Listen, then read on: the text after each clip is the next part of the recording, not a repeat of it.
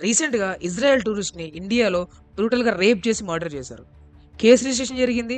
Investigation కూడా జరుగుతుంది. Let's say what if roles was changed?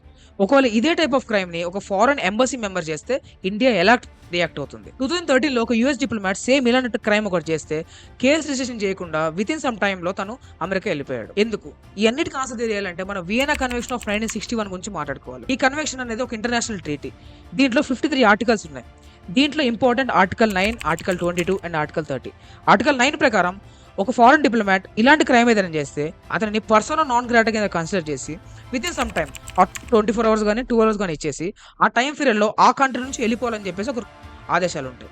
ఒకవేళ వెళ్ళిపోకపోతే మాత్రమే ఆ కంట్రీ అతని మీద కేసు ఫైల్ చేయాలి. అండ్ ఆర్టికల్ 22, ఆర్టికల్ 30 అనేది ఆ పర్సన్ ఏ కంట్రీలో అయితే వర్క్ చేస్తున్నాడో అతనికి టాప్ మోస్ట్ సెక్యూరిటీ అనేది దానికి ప్రొవైడ్ చేయాలి. సో ఇలాంటి ఒక ఇంటర్నేషనల్ ట్రీటీ ఉండడం వల్ల కొంతమంది ఫారెన్ డిప్లొమాట్స్ దీన్ని మిస్యూజ్ చేసి క్రైమ్స్ ఎక్కువ చేసే అవకాశాలు కూడా ఉన్నాయి. సో ఇలాంటి అగ్రిమెంట్స్ అనేది ఇంపార్టెంట్. మీ ఒపీనియన్ ప్రకారం ఇలాంటిది ఫాలో అవ్వాలా, ఫాలో అవ్వకూడదా? Comment your opinion. Thank you.